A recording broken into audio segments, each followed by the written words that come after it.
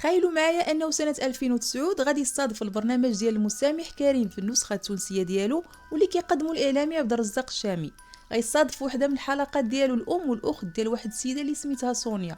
كتقول الام باللي بنتها غبر لها الاثار دابا 8 شهور وباللي الزوج ديالها 100% عنده علاقه بالاختفاء ديالها.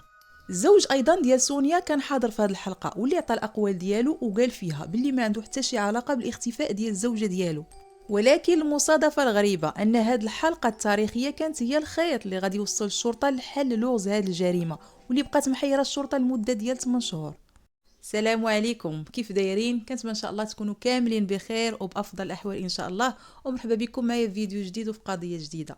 ولا كنتي اول مره كتشوف القناه مرحبا بك، وبالنسبه لك كيعجبوا هذا النوع ديال المحتوى كنتمنى ان شاء الله تشارك بالقناه باش يوصلك كل جديد. وبلا ما نطول عليكم في الهضره يلا بينا لتونس نشوفوا احداث القضيه ديال اليوم، خليكم معنا. سونيا وعبد المجيد غادي يتزوجوا سنه 2000. عبد المجيد كان واحد السيد اللي ما خدام ما ردام ما عنده دار، واخا هكذاك سونيا قالت تزوج بيه ويبداو من الصفر ويتعاونوا بجوجهم على الحياه.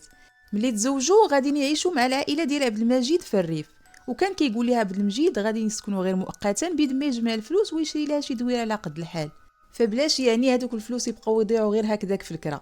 عبد المجيد هاد المده كامله ما كان عنده حتى شي عمل اللي مستقر، واكثريه ديال الوقت كيجلس بلا خدمه، وكان ما عنده حتى شي غرام ديال المشكل ان والديه هما اللي كيصرفوا عليه. كان يعني واحد الشخص اللي بارد كساف كما كنقولوا. داز شحال من شهر على هذا الوضع والسيد ما عنده غرض حتى بحاجه. سونيا ما بقاش عاجبها هذا الوضع بتاتا، حيت شافت باللي السيد ما عندوش الكلمه وما قادرش على المسؤوليه، زائد انها عايشه في هذيك الدار ديال عائله عبد المجيد واللي كان ساكن فيها شحال من واحد، فيعني ما كانش كتحس لا بالراحه لا بالخصوصيه في هذيك الدار. وايضا حتى المعامله ديالو معها كانت خايبه بزاف. السيد كان بسرعه كيتقلق على اتفه الاسباب وكيقلب غير على السبه باش يضربها ويعنفها، حيت كانت هذه هي الحاجه الوحيده باش كيثبت الرجوله ديالو. فبقى هكذا مره خدام ومره لا، وسونيا غادي تلقى ليه واحد الفكره او لا حل اللي كان مؤقت لهذه المشكله. وقالت ليه بلي عائلتهم راه عندهم واحد الشقه اللي صغيره اللي كانت حدا الدار ديالهم، وهما راه موافقين انهم يسكنوا فيها يعني بشكل مؤقت حتى يقدر عبد المجيد يلقى شي خدمه، وديك الساعه يبدا يخلص الكرا ديالو. عبد المجيد غادي يتحمس بزاف لهذه الفكره، ومشاو جمعوا الرحيل ديالهم ومشاو سكنوا في هذيك المدينه ديال سوسه في الدار ديالهم الجديده. في الاول كانت الامور غاديه مزيان، وعبد المجيد غادي يلقى واحد الخدمه على قد الحال ولا خدام فيها، وغادي يدوز 3 سنين ولدوا فيها 2 ديال البنيات. ولكن 7 ايام ديال المشماش غادي تسالي وعبد المجيد غادي يرجع لعادته القديمه، وبقى بلا خدمه تاني وبقى جالس تيتينيني في الدار. وكانت فيما تسولو سونيا كان كيقول لها بلي مازال ما لقاش شي خدمه اللي تسلكو، وهي كانت كتقول ليه بلي خاصك تخدم يعني غير فيما جاب الله، وبلي خاصنا نخلصوا الكرا وتجيب حتى الاحتياجات ديال ولادك وديال الدار. ولكن عبد المجيد كان كيحس بلي هاد الهضره كطيح من الرجوله ديالو وكيبقى ينوض ويضرب فيها، وبقاو على هاد الحاله حتى ل 2004. وهنا صافي سونيا غادي تقرر انها تمشي لدار والديها، حيت ما بقاتش قادره انها تعيش مع واحد ما قادرش على المسؤوليه، وقررت انها تدفع الطلاق ديالها. بقات شحال وهي جالسه في دار والديها، والسيد رجع لدار والديه، رجع للراحه والنعاس ولقاها من الجنه والناس. ما بقى كيبرزطو حد، ما بقى كيصدعو حتى شي واحد، حتى غادي يدخلوا شي ناس من الطرفين باش يصالحوا بيناتهم، وخصوصا ان بيناتهم وليدات فكان لابد انهم يرجعوا على ودي دوك الوليدات. اقتنعت سونيا اخيرا انها ترجع ليه، ولكن شرطت عليه انه يعيشها في شقه خاصه بها ويتكلف بجميع المصاريف ديال العيش وديال الكرا. وافق عبد المجيد على الشروط ديال مراته ومشى كرا واحد الدويره في ولايه سليانه. ولكن كاع دوك الوعود اللي كان موعدها بهم ما دار فيهم حتى شي وحده كيف ما العاده. ما قدر يلقى شي خدمه، وبالتالي ما لقاش باش يخلص الكرا ولا يوفر المصاريف ديال عائلته، ورجعوا للمشاكل مره اخرى. حتى لواحد النهار اللي غادي ينوض صداع كبير بيناتهم، وهنا غادي تقرر سونيا انها تهز ولادها وترجع للدار ديال والديها. ولكن سونيا حيت ما كانوش عندها الفلوس ديال التذاكر، وحتى راجلها كان رافض انه يعطيها حتى شي ريال، فغادي تصيفط واحد الرساله للاخت ديالها في هذاك النهار، وغادي تقول لها تصيفط لها واحد القدر ديال الفلوس حيت راها تخاصمت مع راجلها وبغات ترجع في حالها للدار. فمن بعد ما وصلتها الرساله من الاخت ديالها غادي تتصل بها، ولكن التليفون ديالها كان خارج التغطيه، فبدات كتصوني عليها النهار كامل ولكن والو، ما كانش التليفون خدام. الاسره ديال سونيا غادي يتصلوا بعبد المجيد باش يسولوا على بنتهم، ولكن غادي يقول لهم بلي سونيا راه هربات من الدار وخدات ليه الفلوس اللي كان جامع، وخلات ليه ولادها حتى هما في الدار. وقال بلي ولدو الصغير راه قال ليه بلي شافها ملي خرجت من الدار وركبات في واحد السياره ومشات في حالها، عبد المجيد كان معصب وكيقول لهم بلي بنتكم ما تسوى ما تصلاح، وهذا الشيء اللي دات راه ما كيديروش بنات الناس. هربات وخلات ولادها، كون كانت مرا مزيانه ما تخليش ولادها من وراها وما تسولش فيهم. العائله ديال سونيا ما تيقوش الهضره اللي قال عبد المجيد واللي كان كيطعن في الشرف ديال بنتهم بلا وجه حق، وقرروا انهم يمشيو حتى للمدينه فين ساكن عبد المجيد باش يسولوا الصغير على الام ديالو. ولكن الولد الصغير واللي كانت عنده فقط غير 3 سنين ما كان عارف والو وما عارفش اصلا علاش كانوا كيهضروا. بقاو كيتسناو اي رساله ولا مكالمه من عند سونيا، ربما بالفعل تكون هربات او مشات لشي بلاصه، ولكن والو. ملي داز 12 يوم غادي يمشيو يديروا بلاغ ديال اختفاء عند الشرطه، واللي تهمت فيه الام الزوج ديال بنتها باللي هو السبب ديال الاختفاء ديال بنتها وبانه عنده علاقه بالامر. فالشرطه هنا غادي تجيب عبد المجيد باش تاخذ الاقوال ديالو، واللي قال فيهم باللي راه هي هربات وسرقات ليه فلوسه، وحيت ما كاين حتى شي دليل عليه اللي مباشر في الاختفاء ديال سونيا غادي نخليوه يمشي في حاله، حيت شافوا باللي ما عنده حتى شي علاقه بالاختفاء ديال مراته.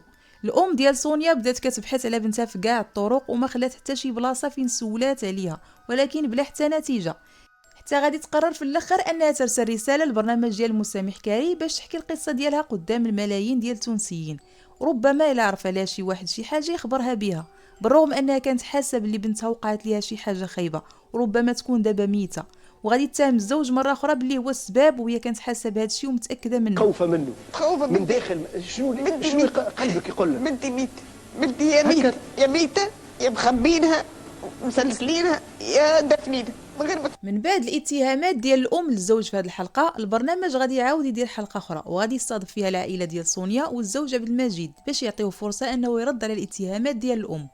ملي دخل عبد المجيد للبلاطو ديال البرنامج حاول انه يسلم على مامات سونيا، ولكن هي رفضت انه يقرب ليها وبقات مصره على انه دار شي حاجه خايبه لبنتها واخا ينكر هذا الشيء كامل.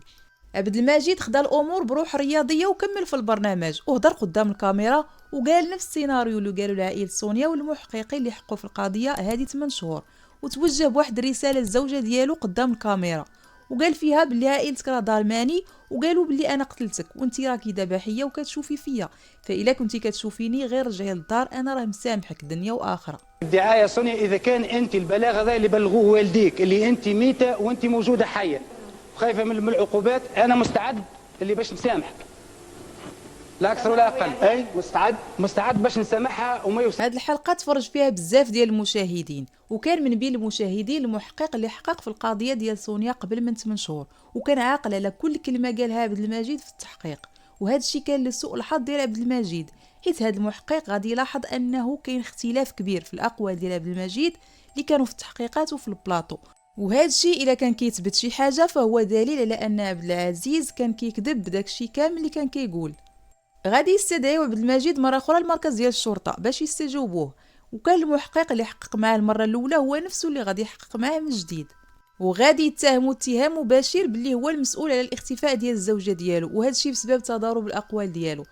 عبد المجيد حاول مره اخرى انه يراوغ المحقق، ولكن غادي ينضغطوا عليه وغادي يعترف للشرطه باللي هو بالفعل اللي صفاها لمراته، وغادي يعترف لهم بكل شيء وكيفاش دار هذه الجريمه.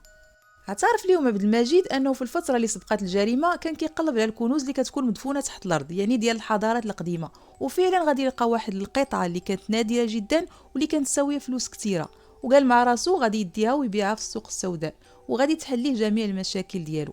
ولكن ملي رجع للدار وعاود لسونيا داكشي اللي في بالو خافت، حيت كانت عارفه بلي هذا الشيء اللي كان كيدير فيه راه كيعاقب عليه القانون ويقدر انه يدخل السجن بسبب هذا الشيء، وبدات كتقنع فيه انه يرجع هذيك القطعه للسلطات المختصه باش ما يتورطش في المشاكل. ولكن عبد المجيد كان راسو قاسح ورفض انه يسلم هذيك القطعه للسلطات. فهنا غادي يوض صراع كبير بيناتهم، وقررت سونيا انها غادي ترجع لدار والديها وطلبت منه انه يعطيها الفلوس باش تخلص التذاكر باش تركب، ولكن حيت قال ليها بلي ما عنده حتى شي ريال وقال ليها دبري راسك، فداك الشيء علاش غادي ترسل هذيك الرساله للاخت ديالها وغتطلب منها تصيفط ليها الفلوس. هنا عبد المجيد خاف ان مراته ملي غادي تمشي لدارهم انها تمشي وتبلغ عليه، فبدا كيضرب فيها حتى طاحت وتضرب ليها راسها مع الارض. ملي عرف عبد المجيد شنو دار كان كيفكر كيفاش يتخلص من الجثه، فبدا كيفكر حتى طاحت ليه واحد الفكره انه يشعل فيها النار. ولكن الجيران ملي شموا الريحه ديال الحريق جاو كيدقوا باش يشوفوا شنو اللي واقع وهاد الريحه منين جايه، فغادي يقول لهم عبد المجيد بلي انه كان كيكمي ورمى هذيك السيجاره ديالو بلا قصد فوق الزربيه فبدات كتحرق، ولكن دابا صافي راه طفاها. فمن بعد غادي يجر الجثه ويديها حتى للدوش، وهناك غادي يقطعها وغادي يهز هذوك القطع ويدوهم حتى للحديقه، وغادي يحفر واحد الحفره هناك، ومن بعد غادي يلوح فيهم هذوك القطع ديال اللحم ديال بنادم، ومن بعد غادي يرجع التراب وغادي يغرس فوق منها واحد الشجره ديال الزيتون باش يعني يخبي الجريمه ديالو. ومن بعد هاد الاعترافات غادي يتحكم على عبد المجيد بالمؤبد بالتهمه ديال القتل العمد. وهنا اصدقائي نكون وصلنا للنهايه ديال الفيديو ديال اليوم، نتمنى ان شاء الله نتلاقاو في فيديو جديد. اذا كان في العمر بقيه تهلاو لي في ريوسكم، بسلام عليكم.